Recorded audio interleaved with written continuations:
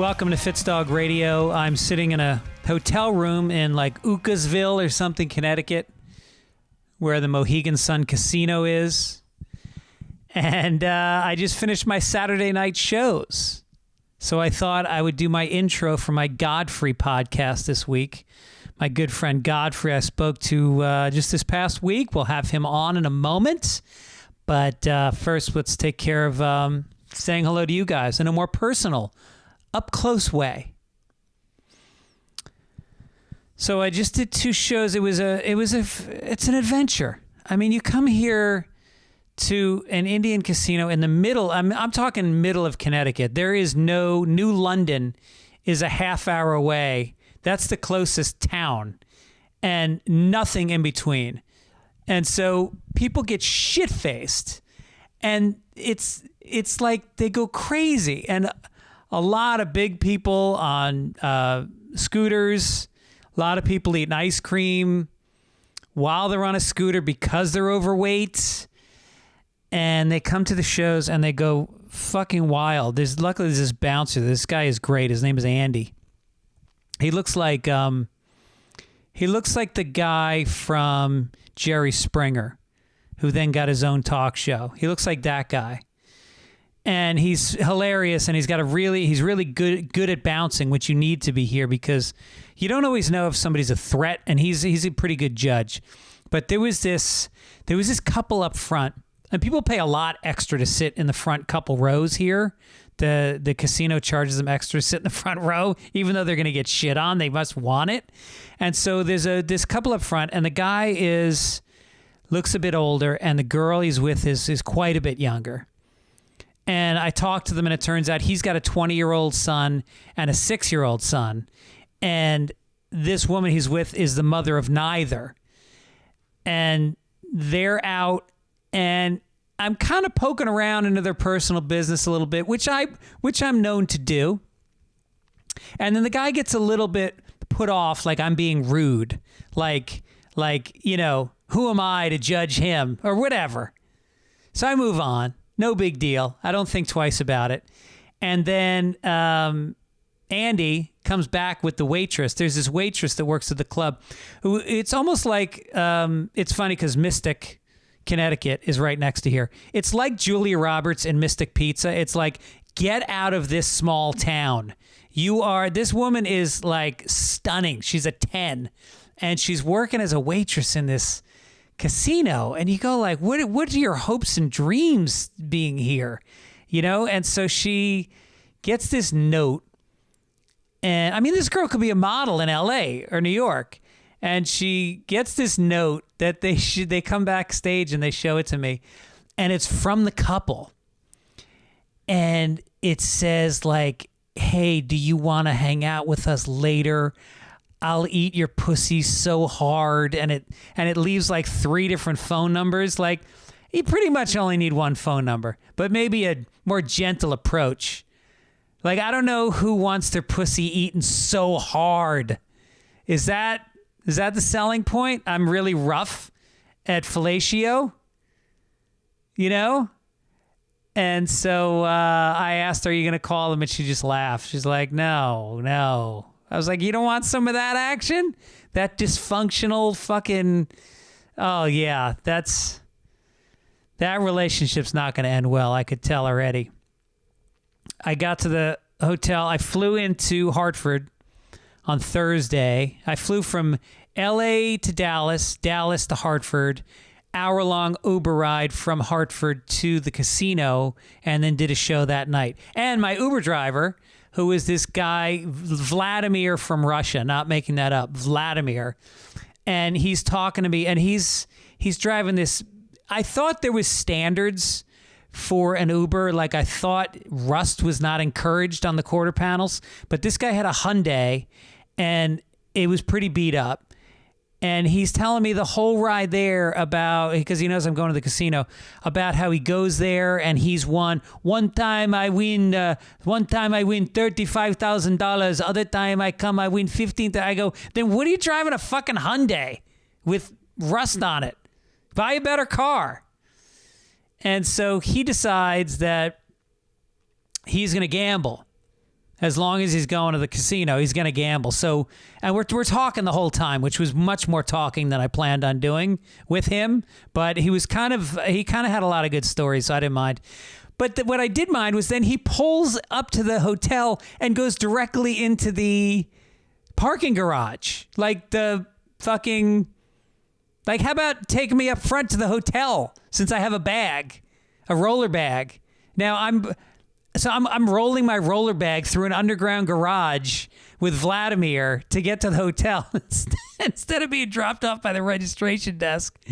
And then he asked me if I wanted to gamble with him, and I was like, Vladimir, I have gambled and will continue to gamble this entire trip. I don't think I'm about to walk on stage in front of hundreds of drunks over the next few nights who've just lost their paychecks on slots.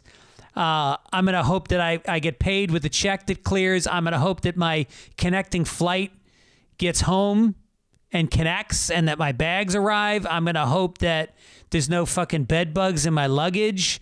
I think that's enough gambling for one 3-day period without buying chips. Yeah. Thank you. Good luck. Good luck to you, Vladimir. And so there was these people at the show. And then on top of that, am I going to catch COVID? There's these people at the show. And this guy, I brought up anti-vaxxers, and this guy starts making a ruckus in the back of the room. He's some kind of anti-vaxxer guy. And it's always the same mentality that these guys have. They're risk takers. You know, they're the guys that, they're the same guys that like put acid and mushrooms and fucking coke in their bodies, but God forbid they put a fucking vaccine in their bodies. You know, like, and then the military guys are the ones that are something like 70% of the military has not been vaccinated because they were given the choice. I don't know who gave the military the choice about getting vaccinated, but they've mostly chosen not to.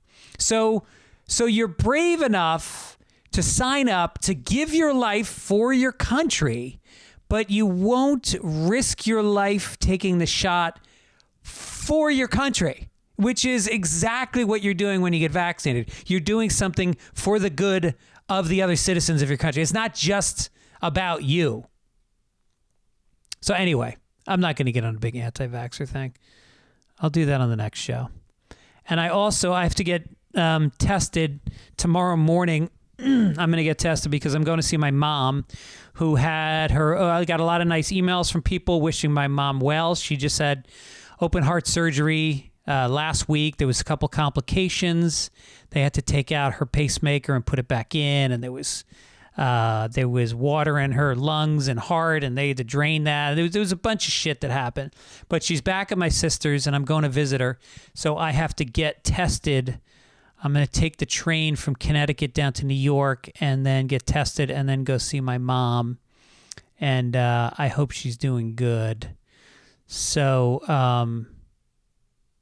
it's just a shame because she already doesn't trust doctors.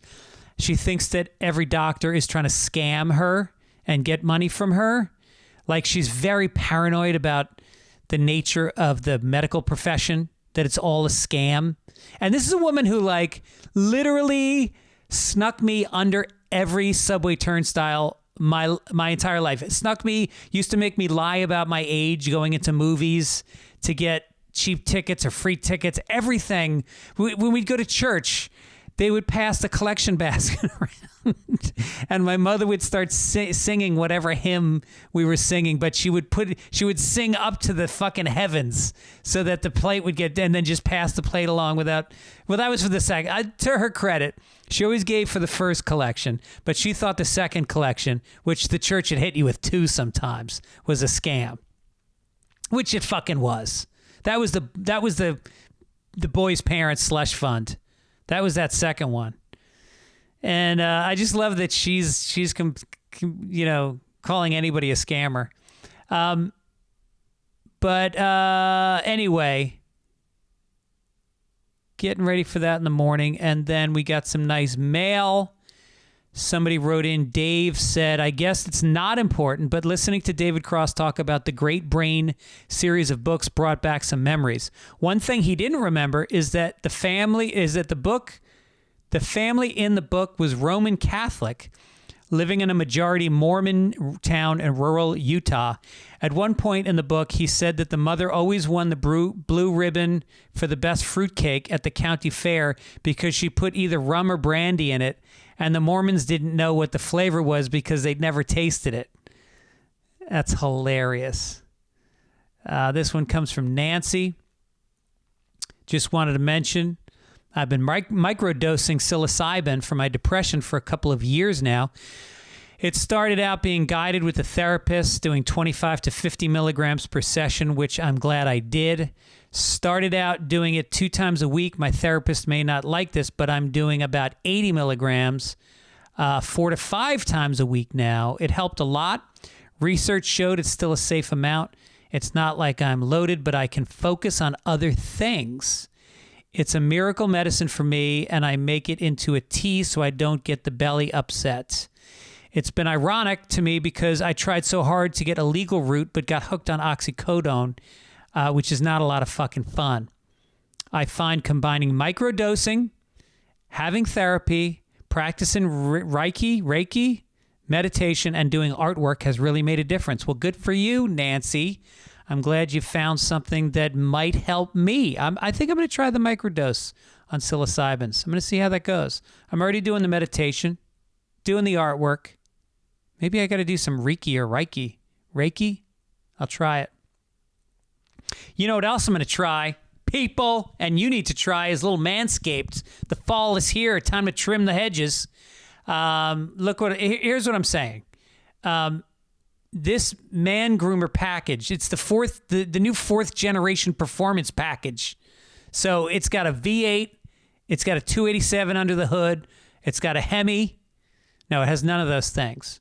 But you can join 2 million men worldwide using Manscaped by going to manscaped.com for 20% off plus free shipping with the code Fitzdog. Get the Lawnmower 4.0 trimmer, the Weed Whacker and Nose Hair Trimmer, Crop Preserver Ball Deodorant. How are those balls, boys? You don't even know. Ask her or him. I don't know which way you swing. They've got there's so much stuff about the technology here that they've advanced. 4000K LED spotlight. How about that? It's waterproof. You can whack it down in the shower. So do it all. Do it all.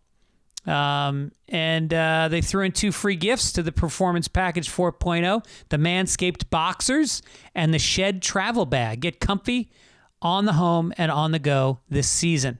Get 20% off plus free shipping with the code Fitzdog at manscaped.com. That's 20% off plus free shipping with the code Fitzdog at manscaped.com. Make your balls a priority this fall. Choose Manscaped. Your balls will thank you. There you go. My guest, I'm sure he uses Manscaped. He's a journeyman. He's like me. We've been doing stand-up together a lot of years. He's a New York City, down and dirty Comedy Cellar comic, respected by all, fucking kills so consistently. And I always tease him that he should be bigger than he is, which is the cruelest thing to say to any comedian because we all think we should be bigger than we are. But I really think he should be. He's been on BET, VH1, Comedy Central. He was in some movies like Soul Plane, Original Gangsta, Zoolander. What else? He hosted this game show on Fox called Bullseye. He did a show with Shaq, with Shaquille O'Neal for a while. He was on Louis C.K.'s show a lot, on Louie. But anyway, I talked to him this week. Here's how it went down. Here's my chat with Godfrey.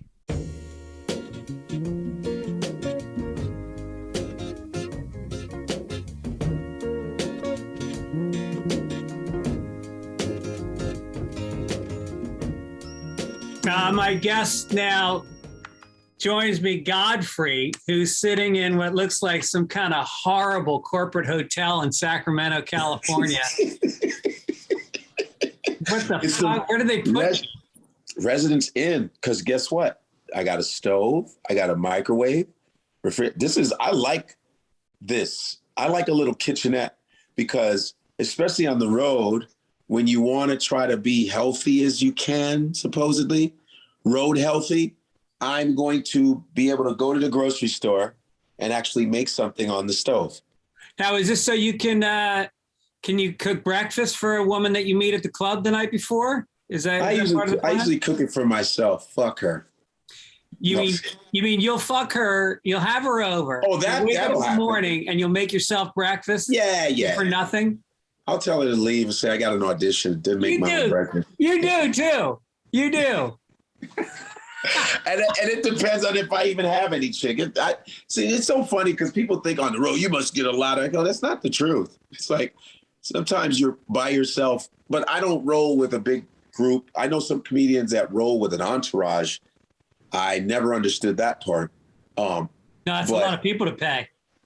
Yeah, I don't get it. It's like, I'm the only one on stage. It's not like it's my band members. It's like, and people come with an entourage. I am used to being a loner, kind of, sort of.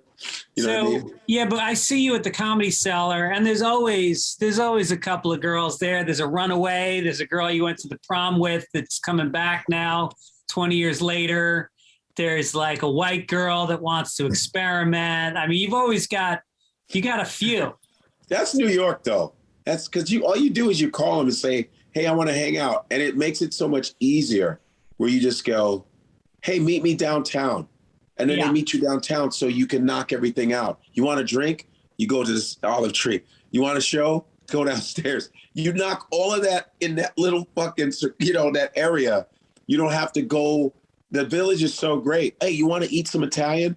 We'll go to Reggio next door. Yeah. You want some coffee, tea? They have, it's great. It's just, you want falafel? Mamoons. You want, it's like. And where is your apartment? What part of the city do you live in? I'm in Hell's Kitchen in New York City. And if you take a girl home, say you meet a girl at the Cellar, how do you get her back to your place? You take an Uber, you take a taxi, or do you make them take the subway with you? I have a tandem bike. I say, that's right, bitch. We exercising for this. You put on those knickers, those 3/4 length pants, and a top hat, get on the tandem bike. And I say, keep your balance, you fucking cunt, you. You're a fucking cunt. You're going to ride. You better have some fucking balance. You fucking cunt, you. You're a fucking cunt. And that's right. You're going to exercise before you go up to my house. I want you to smell a little gamey when you get up the stairs. A little gamey. I want to peel your socks off and smell your feet. Smell your feet, yo. I love a gamey broad. A gamey little broad you are, huh? Yeah, man. It depends. It's like I've been single for 5 years now. Yeah, I was with a girl for like 10 and 10 years. You were with a girl? Yeah, can you believe it? Yeah. Did you cheat on her? Yeah. Yeah, I did. Yeah. Yeah, I did. Caught? Not caught, but you can see evidence. Yeah. Yeah, you know what I mean? There's evidence and just, leaving a lot. Yeah. Evidence of absence. Did you ever make up a show that you didn't have to go be with another woman? Sort of. I would go, hey, I got to meet, blah, blah, blah. I got to go to this. That's the great thing about our jobs. If you're tired. Regular about it. You can always schedule something. Yeah. You go, hey, man, we have a writing session right now. What? 4 in the morning? Yeah. Yeah. Writing sessions. That's when, these Jews, that's when the blood gets flowing for them. Yeah. They're nocturnal. They're like bats, the Jewish writers. And if you don't listen to them, they suck your blood. They suck your blood. And you offer it up to them. You say, take it. I know what I get in return. Go on, you fuckers. Take it. I owe you. It's so funny because I would hear from other comedians and podcasts on how you would compliment me and saying, one person I can't fucking figure out as far as career is Godfrey. Can't figure it out. I would always hear it from, Greg Fitzsimmons brought your name up. I said, what did he say? Greg Fitzsimmons brought your name. I said, what did he say? And it's always the same. And I've walked down the streets of New York where I get, when city workers are paying attention to you, city workers don't give a fuck about anybody. Yeah, right. City workers want you to get the fuck out of their way. You know what I mean? And They just want to get their benefits. When city workers are going, I swear to God, it'll be a guy on a jackhammer. It's your time, man. It's your time. It's your time, man. What the fuck, man? That's right. I know. You're like the horse that's coming into the home stretch and you're fucking nipping at the lead horse's ass and you're making the move. And I just think this guy is so talented, so charming. You've got that X factor of likability. You're not hard on the eyes. Don't kid yourself. Okay. So I always wonder, why do you think, and look, this is not to take away your great successes. You've had a great career. You had that show, that game show you were doing with Shaq. I did the Shaq thing. I did another game show for a year on Fox. Bullseye. Bullseye was cool. It was a fun one. 7-Up commercials. I mean, MTV. It's just all, we do a lot of different things, Yeah, and you've scored. You've made a great living. You've enjoyed yourself. But why didn't you get to that Wally Collins? No, I'm kidding. Why didn't you get to that household name level?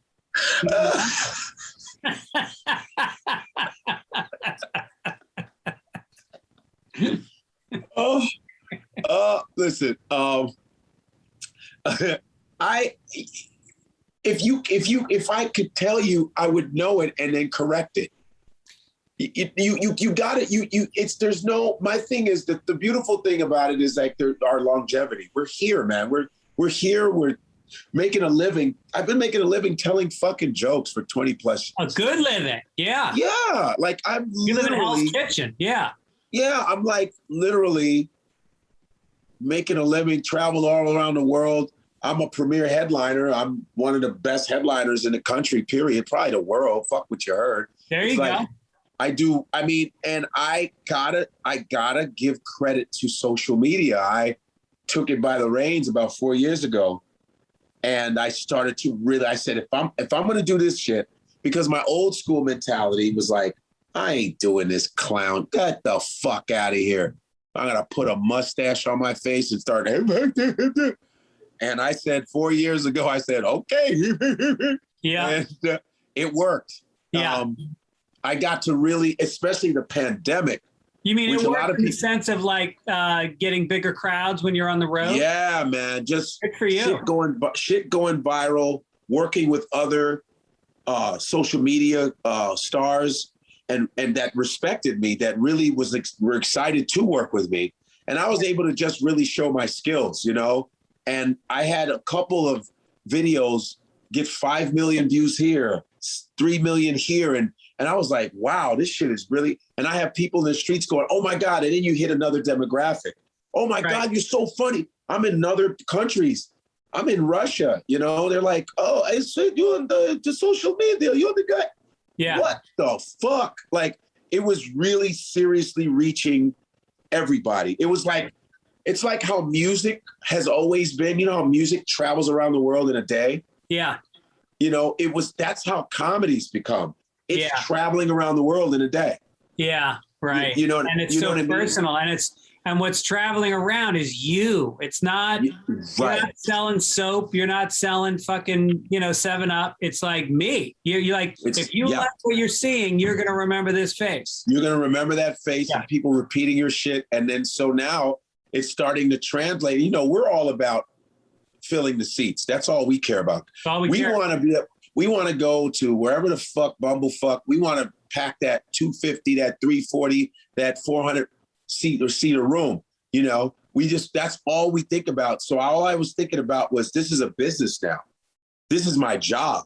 I'm on live. You know, I've been on live every night for more than 2 years. I have not missed a night.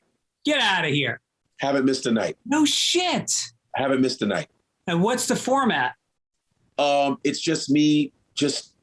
I go late. I would go late. I even built up this group called the Night Owls. You know what I mean?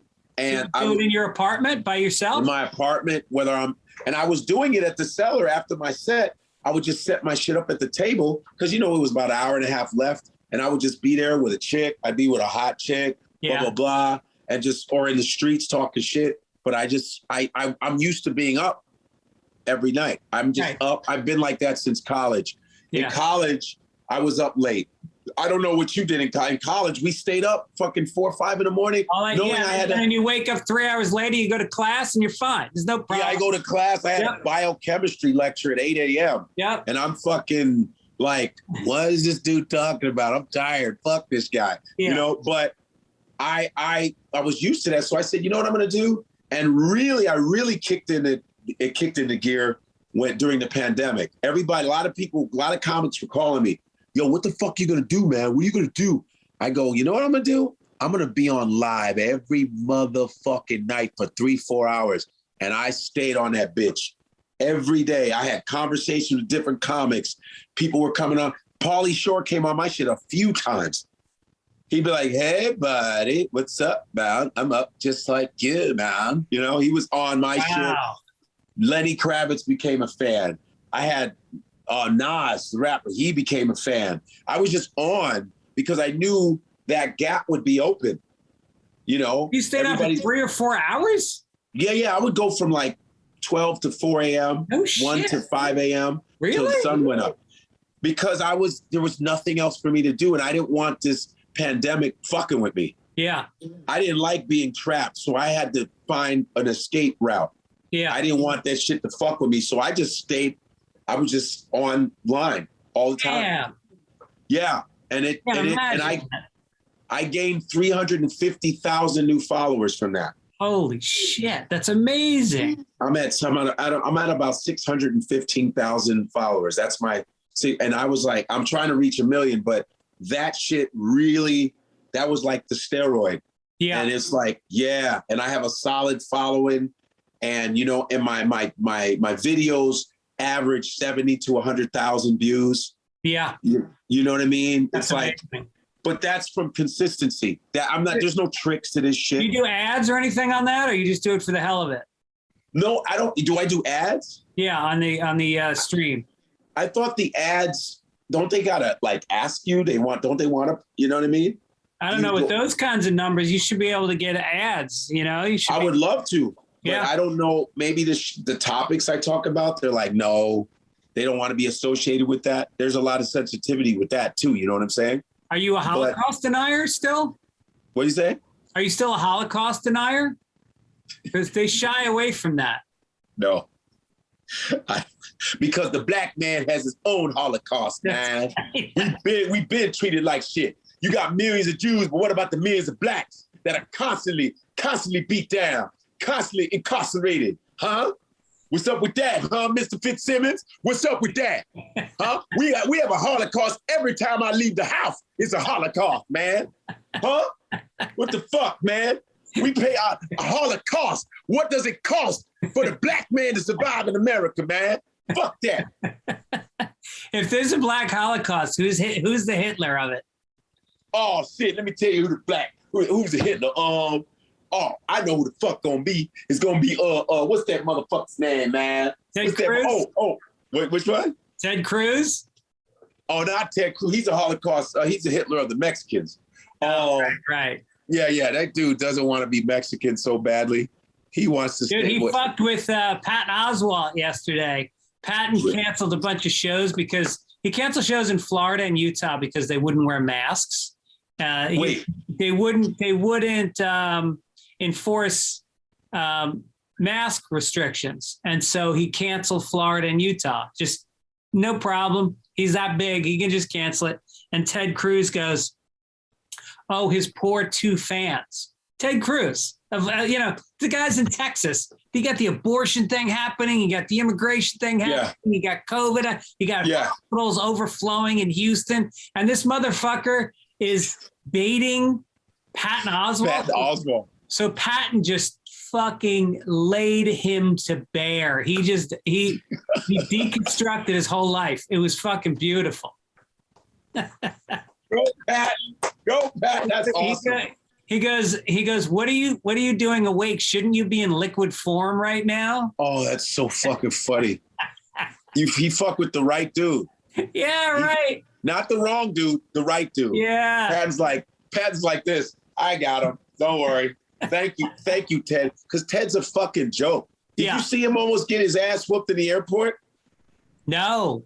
Yeah, Ted Cruz. They were like, "Yo, you're a fucking Steve." They wanted to beat his ass. He's like, "Well, where you going?" He goes, "Dude, I should kick your." He's a mook, dude. Well, there's just certain politicians that I don't believe that they even believe what they're saying. I think they look out there and they go, "I'm going to enlist a bunch of people by saying angry, hateful shit, and then they're going to vote me into office," and they don't stand behind it. Yeah, Owen Benjamin. Yeah, I mean, look at fucking Ted Cruz. Trump eviscerated him when they were in the primaries. He said shit about his wife. He badmouthed Ted Cruz's wife, and then Ted Cruz turned around and said, at the time he's like, this guy is unelectable. This guy is everything that democracy is not. And then once Trump got in office, he was like, he's a great leader. I mean, he's fucking vacuous. Yeah, I loved when Trump got personal with him. Yeah. That's my thing about Trump. I like his personal shit. The guy's like doing the dozens. You know what I mean? Yeah. It's like, if you piss him off, he goes, "Your wife's pretty ugly, sir. Pretty ugly wife. But you're a good guy. But your wife, be careful. Be careful. I know you're bitches." No, I'm not saying, but some people are saying the wife. Yeah. No, let's be real. Let's be real, Teddy. You're not the best looking guy in the world. You're not the best looking. Let's be real. I've been around you, seen your bitches. Pretty low. Pretty. You should be ashamed of yourself. My Trump's pretty tight, baby. That's black Trump on the market right now. You fucking right. Yeah. Do you do that during your 4-hour sessions at night? Oh, yeah. I do it on stage. I love doing it when because I'm going to Birmingham, Alabama next week. Oh, shit. Oh, yeah. I've been there before. Stardome Comedy Club, Birmingham. So, and there's Trump supporters. You got Trump supporters, roll tide. Trump support, yes, right, roll tide. Trump support,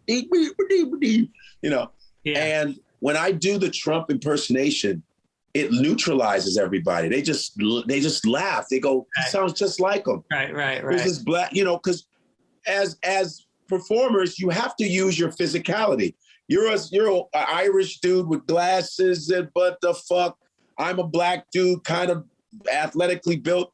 You have to use the opposites because to see a black dude doing Trump and nailing it, it neutralizes them. They don't. There's no judgment. They just go, "Yeah, nobody hilarious." Yeah, you can't get angry at it. You can't get angry. You can't get mad at it. That's why you have to know what you look like. I think the other thing about Trump is the same reasons why Democrats hate him are the reasons why the Republicans love him. So when you make fun of him shitting on a guy's wife, like people on either side go, yeah. Right. Exactly. And that's why I can walk that line. And when I'm in Alabama, they go, "Man, that shit was hilarious, man. That Trump you did." Right. I'm talking about his other shit. It's so easy to go in and go, "Oh, Trump's a dick." That's corn. It's no, you can't do that. But Trump knows he's a dick. Trump, he's Thanos, man. That motherfucker feeds off this shit. Like, bitch. Right. I mean, he's been a dick since the 80s, man. Are we really kidding ourselves? And Trump is not. If you're a New Yorker, no New Yorkers were fans of Trump to begin with. I mean, I grew up watching my dad. My dad was on radio in New York when I was growing up. Oh, wow. And he used to go after Trump all the time because he was a slumlord. He was a guy that was a slumlord who didn't allow black tenants in his building. Right. Of course. Him and his father got sued for it and lost back in Illinois. Yeah. Oh, my. Yeah. Yeah. So, I mean, it is what it is, man. It's like when people go, man, he's racist, they go to old white man racist. I mean, that comes with the fucking action figure. If a Trump had an action figure, racism would be included. I mean, do you think that I'm racist? Yes. Why? You have the look. I do have the look. Look at this shit. There is nothing about me that shouldn't be racist. I'm white. Well, I've known you for a long time, but I've never seen you. You're one of those. I mean, I think every white guy has the potential to be racist, to use it to an advantage. It depends. It's like a superpower you all have. Yeah. It depends on how you use it. You know what I mean? Some of it is like kind of like just sitting there, but you go, should I use it today? I don't know. So when a white dude goes, I'm not racist, I go, but you got the power there. It's still there. It's right. Just how you use it. Some go, they go ham. They go Lex Luthor. They go all in. They go Johnny Storm with it. They go flame on. Right. And some of y'all, you don't do it. You ET it. Well, when you see guys that are white guys that are big BLM guys and wear the fucking shirt and go to the market, that's a guy who's also racist. But like you said, how are you dealing with it? How are you dealing? Right. Are you looking at it and going, I am, because so much of the pushback against Black Lives Matter and just, the racial, the racial struggle in this country is guilt of feeling like, why should I feel guilty? I didn't do anything. Right. As opposed to guys that go like, well, I feel a little guilty and I don't really know how to deal with those feelings. So why don't I show up? Why don't I show up on the right side and see what happens? Maybe I'll feel a little bit less guilty. And that's fine. If that gets him to show up, that's fine. Yeah, there's nothing wrong when I see a white protester bleeding, trying to help.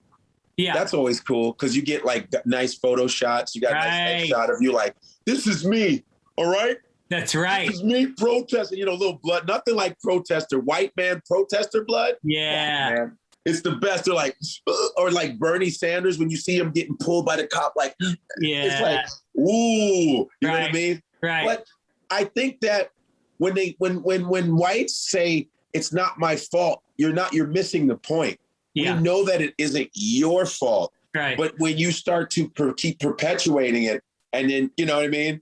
If you keep going, if you're going through the motions that your forefathers did, it's kind of fucked up. You know what I mean? We know you didn't do it specifically, but that's just a way to deflect. I didn't do it. Yeah. I'm like, well, I'm not a slave. Yeah. But I know it happened. Right, but I'm not going to walk around going, Lord have mercy. Yeah. What the hell? I mean, I learned to read.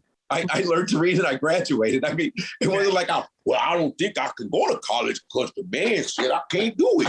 No, we know it's been done. It's what are you doing in your day-to-day life with your friends, people around you?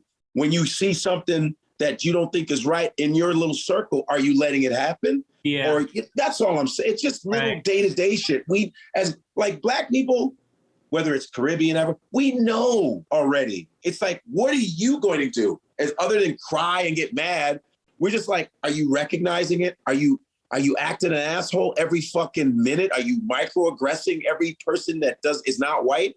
If you're not doing that, then that's all we ask for. So with the it's funny because like so much of the world that you're in and that I was in when I was part of the Comedy Cellar world when I lived in New York, is so much about like when I was there, it was Patrice and Keith Robinson and you, and the ball busting between the white and Black comics was fantastic. And it turned into what happened on Tough Crowd. And and it was very cathartic, I think, for both sides to talk that way. But are there any comics that fuck around like that you ever felt like crossed the line a little bit? That I crossed the line with? No, that they crossed the line. White comics that crossed the line. No, because and people don't believe me when I say you're not understanding what the Cellar was like in 98. Yeah. Where 98, 99, 90, it was like, I would say I said Fitzsimmons, it was Geraldo, it was Nick DiPaolo before he went super crazy. It was DiPaolo, it was Colin Patrice, Quinn, yeah. It was Boss, it was me, it was oh my God, it was Boss, me, Jim Norton. Yeah. It was all of us. And Wanda Sykes, it was all of us, just Noam, Manny, talking about Israel, talking about black, white. We just all just were honest, and it was real. We were comfortable with it. I thought it was such a relief because I couldn't wait to come back to it when I'll be on the road. I can't wait to come back to this shit. Right. You know, coming up on the stairways and everyone just starts dogging you right before you get to the table. They go, look at this motherfucker. Yeah. Yeah. I know you walk up to the table and Patrice would just cross his arms and lean back and he would scan you like a fucking, like a scanner on a cop. He would just go from top to bottom, taking it all in. And then he'd be like, I hate the way you walked in here. You bugged me. And it was you Boston guys that really held it down. It was the Boston attitude that really made that shit really spark. It was that Boston shit. It was Robert, all the Boston guys were just like, yeah. And me coming from Chicago is another really hard, racially rough city. We're the most segregated Chicago guys. So it's Chicago, Philly. It's all the motherfuckers who have the worst sports fans. Yeah, right. New York. So that's what was so beautiful about that. And it was almost like, whether you liked it or not, I had a bond with a lot of you guys. That's why when I would see you guys, I'd be so happy to see you motherfuckers because I know I'm going to get a real conversation. Right. You know, with you, even when you was on the Shaq thing, remember when you did the Shaq thing? Yeah. And you just fucking ate all of us up. You just kept tearing us apart. And I kept calling Shaq other names. I kept calling him other black guys' names. And Shaq loved that shit. It was just real. It was comfortable. It wasn't, when you say black guy, you don't whisper black. You just say black guy. We don't go that black. We go black dude, the black guy. It was real, and that's what is needed. That's what's what so funny about that is like sometimes I'll do these shows in like Los Feliz or I'm sure it's like you doing shows in Brooklyn, and you can feel a difference. Like I say black guy in Los Feliz at a little coffee house, and the most white crowd goes like this. Meanwhile, it's like it's the Comedy Cellar and the Comedy Store that all these alt comics are going like, oh, these guys are all racist. It's like, oh yeah, show me a picture of your crowd and I'll show you a picture of the crowd at the store. Because there's way more diversity in our crowd than there is in your fucking milk toast, college-educated, white bread crowd. That corny. First of all, that political correctness is such a cancerous. It's another form of racism. Yeah. Because it's so phony. Yeah. It's so. I mean, I have a joke where I talk about retarded. The word retarded. Look how you should see the reaction when you say retarded. Now, I throw it out there, and everyone's like, they kind of shut down. Right. And I talk about it. I go, that's so funny how everybody like defends retarded, but when you say nigger, it's like hey, everyone lets that go. Yeah. So if I call somebody a retarded nigger, you'll say, hey, stop saying retarded. Yeah. Right. You know what I mean? Right. So our shit is fucking twisted. Like with the pronouns, it's corny shit. It's phony. It's like the gay community is like, oh, he, she, her. Stop it. You're bored. Yeah. You're bored. The gay community is becoming normal now. Now they're bored because they used to be fabulous. It was actually better that they were being hated against because they were the shit. Yeah. Now you're accepted. No one cares anymore. Now they're like, let's make something up. We. Now you're being corny now. Yeah, because you can't find anything because we're like, hey man, we accept you. You're cool. You want to be a chick? Good for you. You want to be a man? That's great. I don't give a fuck. Yeah, right. Now the normalcy is bothering them because now it's like, I want to take a shit in that bathroom. Well, who cares? They're going to take a shit. Is that your stand? Is that your political stand? Yeah, they're making it. Yeah. No one gives a fuck. We don't care. There's a point where it's not. So now they're not exciting anymore. It's like doing a midget joke now. Peter Dinklage shut all that down. Yeah, it's over. Right. Right. Peter Dinklage is a great actor, and the midget joke, if you do a midget joke, it's a little dated. Yeah. It's a little dated now. You got to be careful. It's like, oh, I had a midget. Dave Attell doesn't do midget jokes anymore. Right. When Dave Attell stops. Like, whatever the taboo thing is, that's what Dave is doing about a year to 10 years before everybody else. Damn right. You're damn right. And that's what's going on with a lot of these groups. It's like all the groups, I think, everybody's gotten their rights still. But here's the one thing. Black people are still like the surprise group still. Yeah. Even though we've been around the longest. The same problem has been the longest. We got footage of our pain. We have footage. We actually have footage. Yeah. And we still cause a visceral reaction. Black people still do. Yeah. Still. Right. Still. And it's crazy. And what's funny is in like the black gays that I know that are gay, the Latino gays, there's so much racism in their community, in the gay community, that no one's addressed that. But they're addressing he, we, and she, but no one's addressing the racism because my friend who opens up for me, his name is Akeem Woods, very funny comic. He came out the closet like 4 years ago, black dude. He goes, he goes on those gay webs, those apps, the dating apps. And he says, it's so funny because a lot of white guys are so racist because they'll say, no blacks on my account, please. No blacks. I don't want, they'll say no blacks or no Latin. Yeah, the white guys on the gay app. Yes. Isn't that funny? Damn. These are the ones that are like complaining about discrimination, but then they'll go, no blacks. Shit. Oh, yeah, it's like some 60s bullshit on some of the gay dating apps. Yeah. Yeah. But no one talks about that because they'll say, well, you're homophobic, but that's not homophobia. We're not talking about your sexual preference. We're talking about race. So did you know this guy was gay before he told you, before he came out? Yeah, kind of. I was like, yeah, I figured because his mannerisms and stuff. What an amazing thing for him. At what age did he come out? About 28, 29. He's like 32. And he came out and he was just afraid and he would lie on stage. And once he came out, I said, dude, you're going to start really killing it, man. And he really is. He's not doing hacky gay shit, really. Right.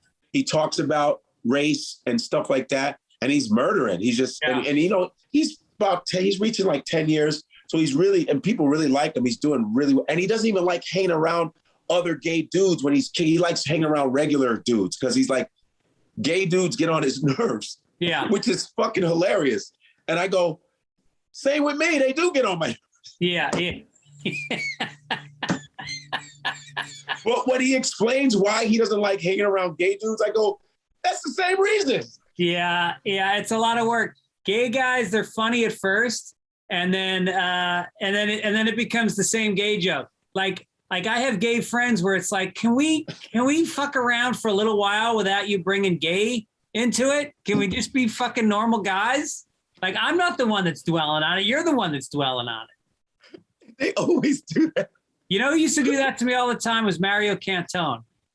God, yeah. He would always he'd come in and he'd flirt with me, and he thought that he was pushing my buttons by pretending to flirt with me. So we were at Catch Rising. Remember when Catch Rising Star was over on 9th Avenue and 28th Street or something?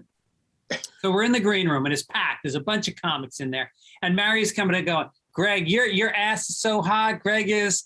And I just walked up to him and I grabbed him by the head and I fucking French kissed him in front of the entire green room. And he just his eyes went wide and he just stopped back and he didn't say anything. And I fucking started laughing so hard and he never flirted with me again. You tongued him? I tongued him. That's white dude shit though. You guys will do wedgies and twist nipples. You guys are, so you're, if you ever to be gay, you guys prepare yourself in case you slip, in case you go that way. That's why old white men get real weird in their old age. They start fucking around with weird shit, putting stuff in their ass. I have a friend who's a dominatrix, and I asked her, I say, so who are your biggest clients? She goes, these old white businessmen. They want shit stuffed up their ass.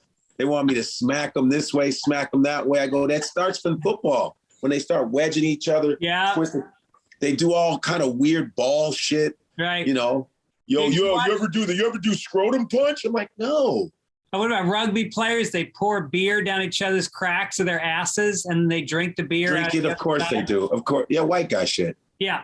Yeah. Have you seen Dave, the TV show Dave? No, I heard it's funny.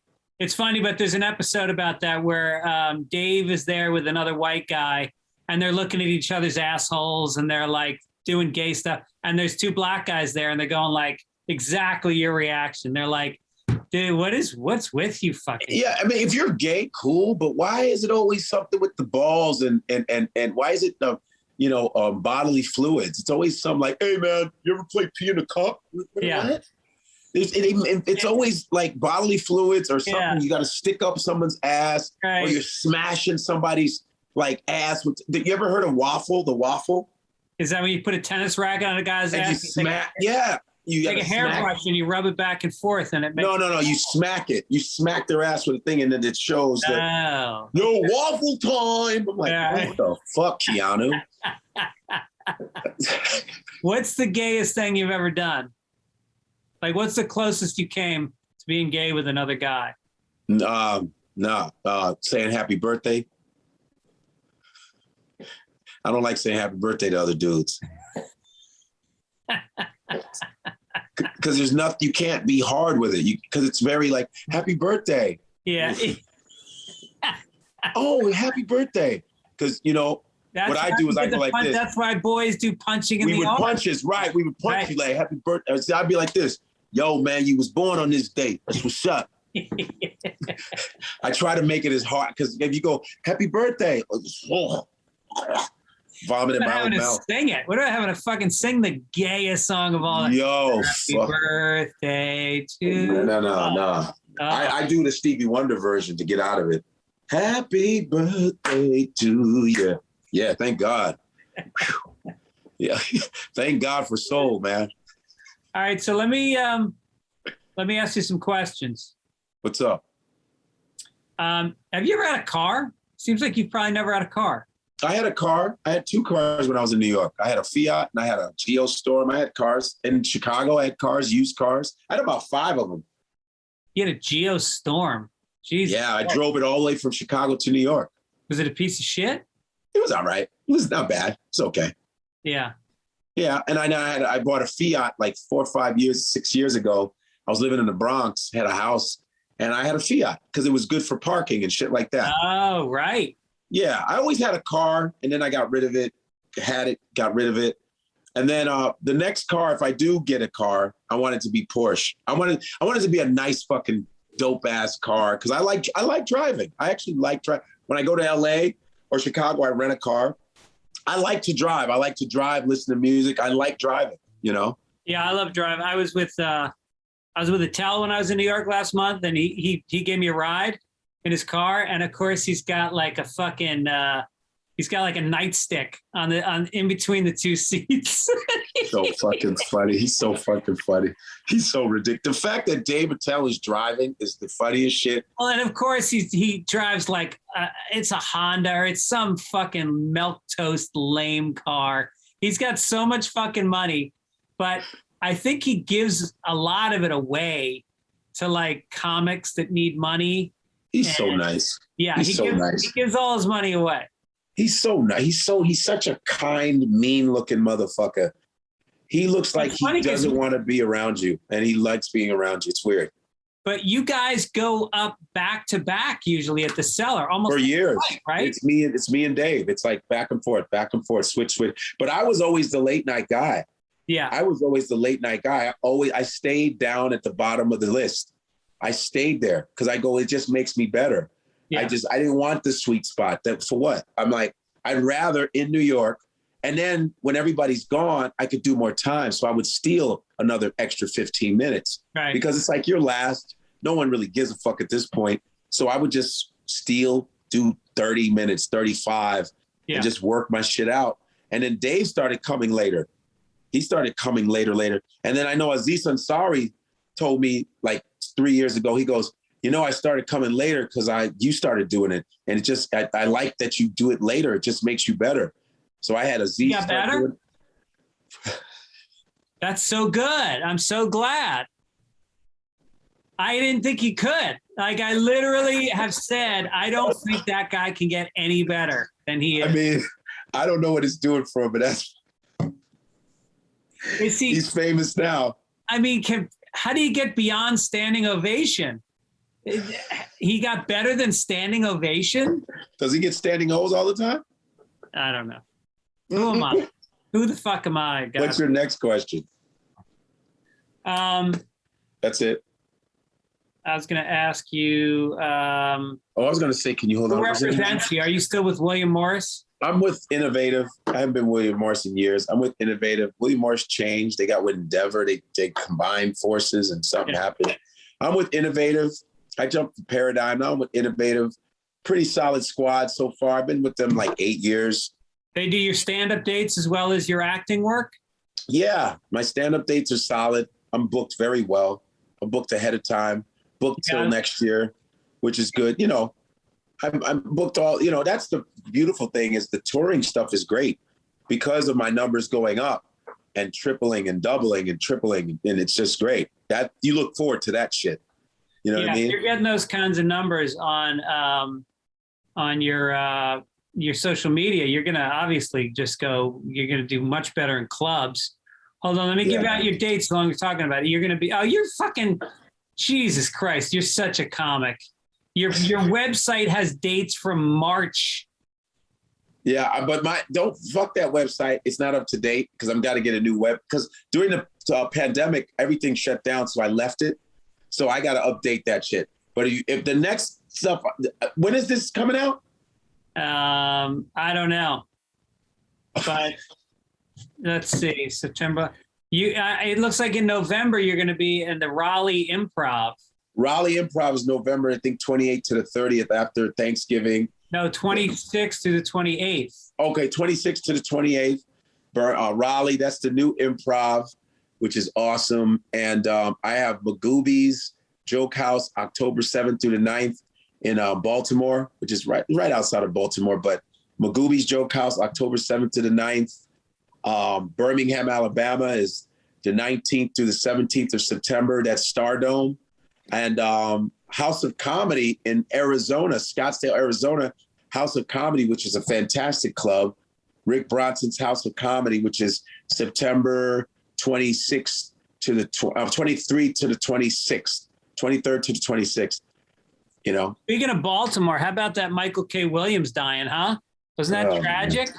That's very tragic. Holy shit. Although that opens up work for you. I mean, you just need a little scar. I'm ready to, I've been getting stuff here and there, but I'm ready to be really hitting films and stuff hard. Like, what's up? What's up, guys? Let's do it. You know, I feel like it's coming though. You're doing a lot of voice work. You were in The Ghost and Molly McGee and The Loud House doing voice work. Congratulations. I just did some stuff on Big Mouth, Nick Kroll's cartoon. Oh, you did?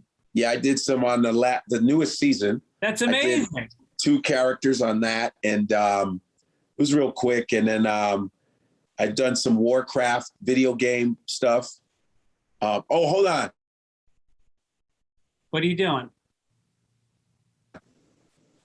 Hello? Sorry. Something happened. Oh. Hello? Can you hear me? Yeah. And then what's that Tiffany Haddish show that you did? I did the Netflix Tiffany Haddish's They Ready second season on Netflix. I got to do about 18 minutes. It was me, Tony Woods. Thank God, Tony Woods. Dean Edwards. Yeah. All doing stand-up? Yeah, we're doing stand-up. It's the second season of They Ready with Tiffany Haddish Presents. What show is that? What? What is it, a stand-up show? Stand-up show. It's about 6 comics doing about 20 minutes each. Oh, nice. Well, thank God, you know, because people are like, when are you getting your hour at Netflix? I go, I don't even know if they want to give me one. Yeah. It's a lot of weird stuff going on. You put it out yourself like Sam Morril and all those guys are doing. You just put it out on YouTube, and with the amount of people that are fucking watching your live thing, you put that out, you go do the round of the podcast and promote it. you'll get 1 million views on your YouTube. That's more than you'll probably get on Netflix. Yeah, I need to do that. I'm going to ask Sam Morrill and those guys, Andrew Schultz. Those guys are really like rebels now, doing their own thing, building their shit, because I think it's a shame that what we are expertise in, we have to struggle to get on TV. Like, I understand, like, in movies, it's hard to get movies because there's so much bullshit that goes on beyond movies and TV shows. You're not the right, but when stand-up comedy, just to film me doing what I do really well, and we have to struggle getting that. That's a little especially when disappointing. America loves comedy right now, you know? Yeah. And it's like, why wouldn't you put the people that are good at it, that are experienced in it? You need to be seasoned to do it properly. Yeah, I know. I don't know why people are struggling, that I go, why isn't this? It should be a normal thing. We should be working on our new sets. Like, oh, Greg, when's your next one? Blah, blah, blah, blah. Oh, yeah. Great. Well, no, that's not the case. No, we got to give Aziz another fucking special. Jesus Christ.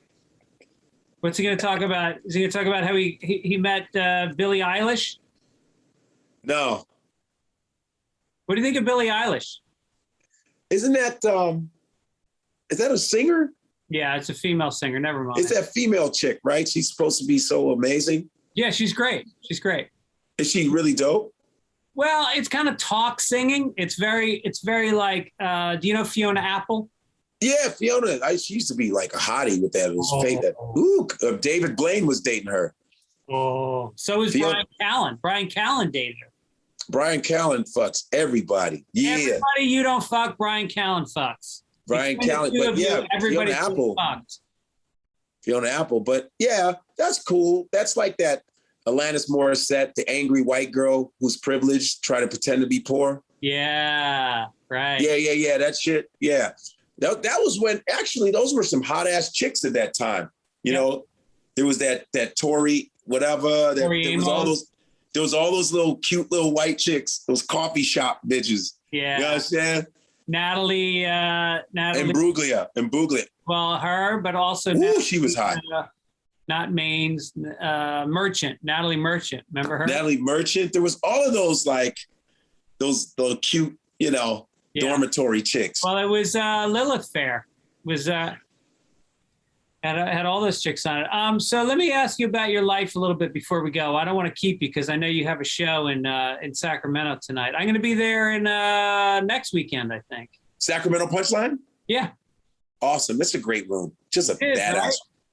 What? And they finally got a new couch for the green room. I gave Molly shit because it was like it looked like it had been used terrible. As a casting couch in the 70s. It's better now, right?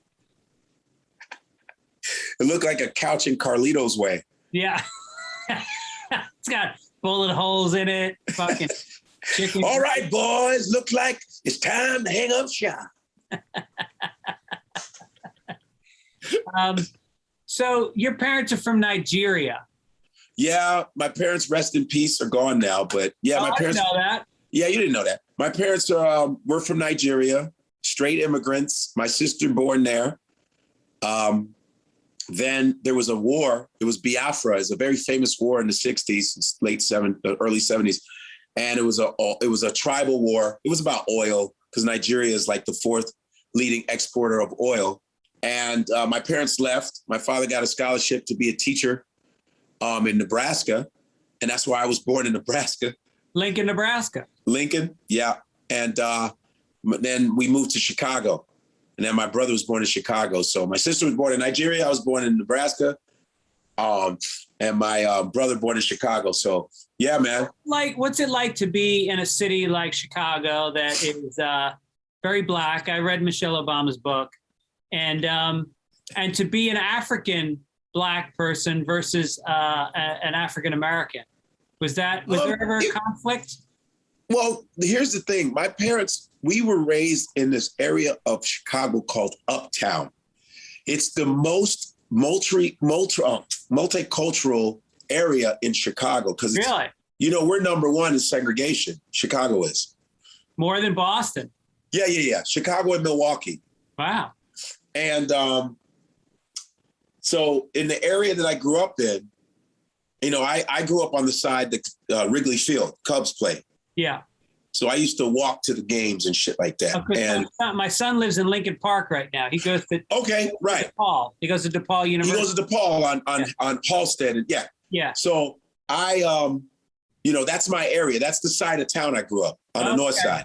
Yeah. And so, we would go to Lincoln Park Zoo. We go so uptown is all immigrants. It was African, Korean. These were my friends: Korean, Russian, Yugoslavian. What is Yugoslavia?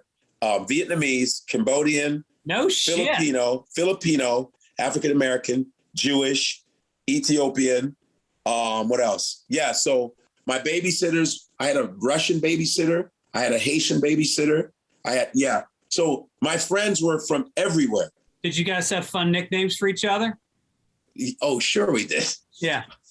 But the food was amazing. Yeah. Before there was like eating out at like Vietnamese restaurants, I was eating that shit at their houses.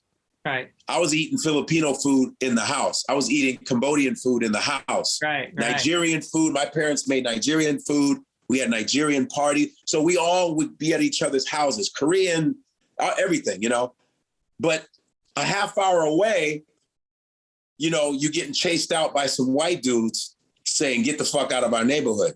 Yeah. Calling you names. You know what I'm saying? It was very weird when I played baseball in an all Puerto Rican league, and you go around, you playing with black kids. Then you go to like a white part of town and they're calling you racial slurs while you're on the field. Oh, no shit. Yeah, it was like some Jackie Robinson shit. It was like, but it was so funny because my baseball team was multicultural, and it was hilarious because our pitcher was from India and he could pitch, my boy Matthew. No shit. And they would call him names. And I didn't know when they came up with racial slurs. I go, damn, I didn't know you guys were called that. Yeah. They'll say, you sand, nigga. I was like, that's a pretty good description. Fuck. Yeah. And then we had a Mexican first baseman. They would call him names. Then they would call me names. Then they would. Damn. Did you play on the South Side at all? No, we played more on the North Side and in Humboldt Park. So you didn't spend time on the South Side? No, when I started spending time on the South Side, when I started dating chicks in college, the girls that I dated were all South Side girls. Yeah. Like my high school, maybe your son has seen it. It's called Lane Tech High School. It's the biggest high school in Chicago. It's on Addison. It's 15 minutes away from Wrigley Field. Okay. And my high school is the biggest high school. And academically, we were number 1 and 2 against Michelle Obama's high school, which was Whitney Young. Oh, no shit. Wow. So my girls that I dated went to Whitney Young, and I would go to the South Side. And, I didn't really know about the South Side, but through the news. Yeah. And the news would always make the South Side look like everybody was getting shot. Right. And it was just black people. But they never talked about the white side of the South Side. Uh-huh. There's white people on the South Side. There's a huge Irish community on the South Side. Uh-huh. And then there's a huge black. Wow. Yeah, but they would never talk about that. They would just make it look like black people. And then when you would go on the South Side, there's certain areas of wealthy black people. Yeah. Like wealthy. I had a friend whose mom was a brain surgeon, and he lived in a mansion. He's a black kid, and he had elevators in his house. Oh, no shit. Yeah. They only talk about the poor shit. Right. Like with any city, the news will skew little things to make a certain race of people look a certain way, which was fucked up, Yeah, they kind of touched on that. Did you see that documentary that Questlove did about the Summer of Soul? It was fantastic. Wasn't that amazing? It was better than Woodstock. Yeah, and it was just the documentary really kind of touched on how Harlem was not what the media portrayed it to be. It was a lot of working class families. There was some families that had money. There was Puerto Rican neighborhoods. There was Cuban neighborhoods. Yeah, and they forgot all about it. Yeah. And some of our greatest artists that if you look at Woodstock, which I've seen a few times, some of those artists learned from the motherfuckers you saw in the Hulu one. Right. Yeah. I mean, the documentary opens up with Stevie Wonder playing the drums, folks. Yeah, that was sick. What the fuck? Yeah. Woo! And jumping up out of the stool, fucking standing, playing, yeah, that was right from here. That was right from the heart. That was amazing. Yeah. I'm glad you saw that. That shit was dope. I think he actually played Woodstock as well. I think he was the one artist that had played Woodstock as well as the Summer Soul. Yeah. But yeah, if anybody has not seen that, yeah, you have to see that. It's Questlove is really something. He's an incredible. Have you ever met him? Oh yeah, I know him. Oh, you do? I know him very well, and he's a fan of mine. I've seen him at the Cellar many times. Yeah. Yeah. I was able to do Fallon when Fallon was just late night. I did a set on Fallon because I don't usually get chosen for those kind of shows. But Jeff Singer at the time was booking it. He booked me on it real quick. He said, let me get you on it before they stop putting on real comics or some shit. He said. Right. I heard Questlove has so many albums. He has so much vinyl that he had to get a house upstate just to house like all of his vinyl. Wow, he got it like that. Yeah. Wow, that's fucking awesome. Yeah, I'd like to go visit that. All right, well, hell yeah. Let me let you go. It's so great hanging out. Yeah, I'm gonna do this again, dude. Yeah, let's do it again. Anytime you want to come on, let me know. When you get that 1 hour special put together, let me know and we'll promote the shit out. I have a few hours ready. Yeah, I'm sure you do. Yeah.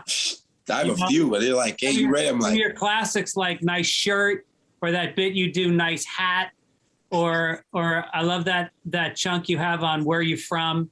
You know, you have so much good material. I got the one, you guys married? Oof, yeah. That's gonna be my shit. Black people do things like this. White people do it like that. Wait till you see that one. Hey, what about the tip your wait staff chunk? That's really hey, I just had a kid. Huh? Hey. All right, Godfrey. We'll see you back in New York. I'll see you, man. All right. Take care, buddy. Later.